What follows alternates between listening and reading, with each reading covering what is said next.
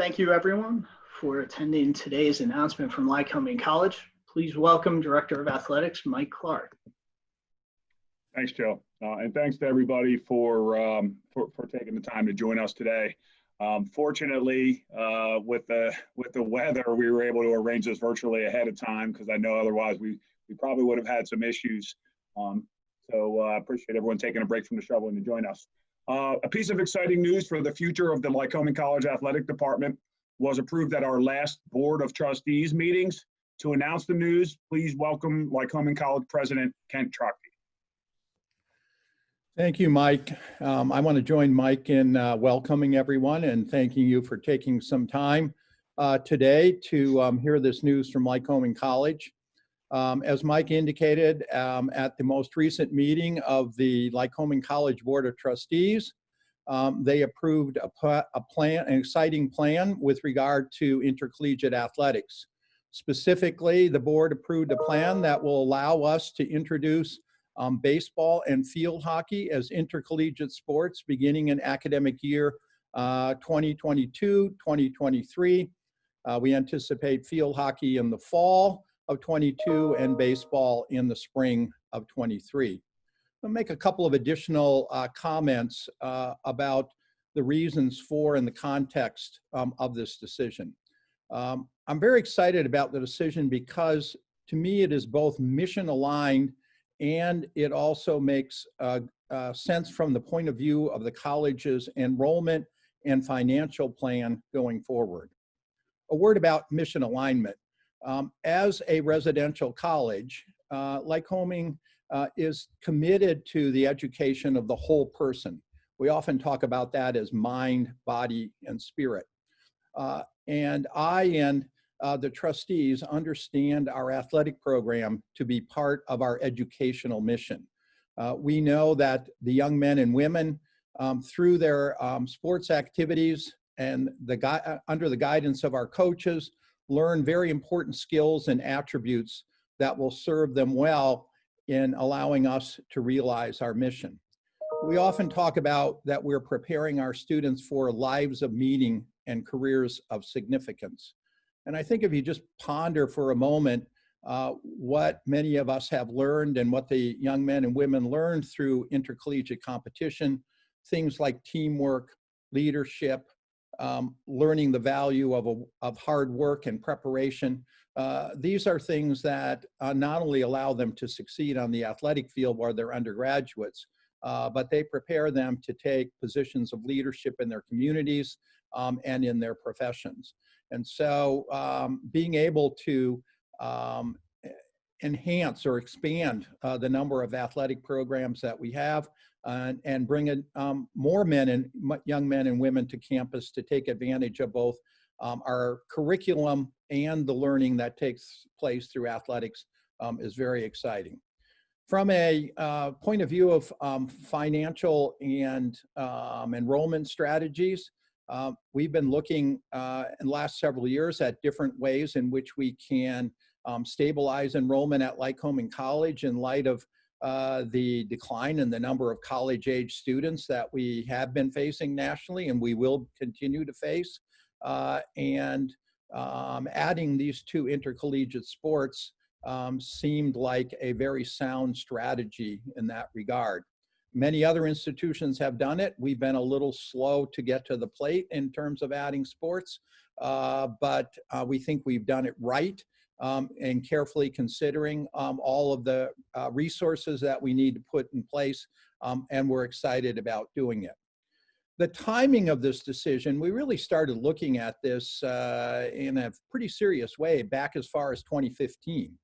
But when we were looking at it in 2015, we realized that we had some facilities challenges, which I'm sure Mike will speak a little bit more about in his remarks. Specifically, we had to find a way to enable an additional intercollegiate team to utilize what we always think of as a soccer lacrosse field at the Shangri Athletic Complex. And we had to have a place for a baseball team to play. And the timing of the decision reflects the fact that we've been able to make progress on the front of facilities. We And we have plans in place, and we are raising funds to continue to enhance the field at Shangri-La Athletic Complex. Many of you know we've already installed lights, which are important to lengthen the practice day. But we also have plans to create a permanent stadium effect, and Michael talk a little bit about the other features. Altogether, we'll end up investing about $3 million in enhancement of that field. And with the work of Chip Edmonds, our Executive Vice President, and the advancement team, we're well on the way to raising the dollars for that. I want to especially thank UPMC Susquehanna, which made an early commitment toward this enhancement, and we now refer to the field as UPMC Field. In terms of baseball, that was a much more daunting challenge, and when the Lycoming County, Williamsport-Lycoming County Chamber and Visitors Bureau started talking about the idea of constructing an athletic complex that would include a collegiate baseball field, that suddenly created a real possibility for us. And so we've been in close conversations with them, and we're excited that that project is moving forward. I want to thank Jason Fink for his leadership in that regard, and it is our intent to utilize the collegiate field that will be part of this new facility that's being constructed. So just to go back to the beginning and then allow Mike to add to my comments, the trustees and I are both very excited about this. We look forward to watching the young men and women compete in field hockey and baseball. And we're very pleased that we can actually take tangible steps, as Michael outlined in a moment, in the very near future. So thank you for being here, and I'll be glad to answer any questions when we get to that stage of the program. Mike, I believe that you are up next. Absolutely. Thank you, Kent. So I'd like to take the time to talk a little bit about next steps. Before we do that, just to kind of recap why baseball and field hockey. Both of those sports actually, we're not necessarily adding them, right? We're fortunate to be able to tell our alumni bases that, that we're actually reinstating both of those programs. And, when you look at it, baseball has firm roots in Lycoming County. There's a long and distinguished history through minor league baseball at Bowman Field, through Little League International, through a combination of both of those things now with the Little League Classic during Little League Week. Again, Little League International, and there are some really, really good high school baseball programs in the area, several state championships, in the last decade in District 4. Field hockey also has very strong roots in central Pennsylvania, with two of the best nationally recognized programs, a little bit more than 40 minutes in each direction of us at Lock Haven and Bloomsburg.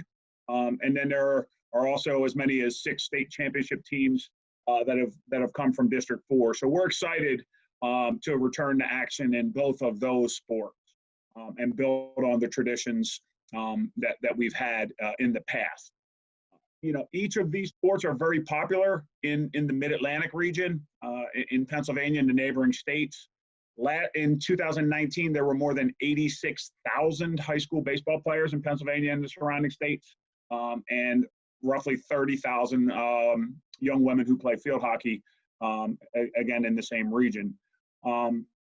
So that's really why, we've landed on those sports. We've had them before, and quite honestly, in the MAC of the 18 member institutions, we really are the only school in the MAC currently not sponsoring those sports. So the way our overall conference is structured now, it will bring equal numbers on the MAC Commonwealth and the MAC Freedom.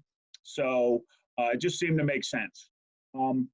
We will, in early 2021, or probably before that, we'll go to work on posting the jobs immediately and begin national searches for the head coach of both of our both baseball and field hockey.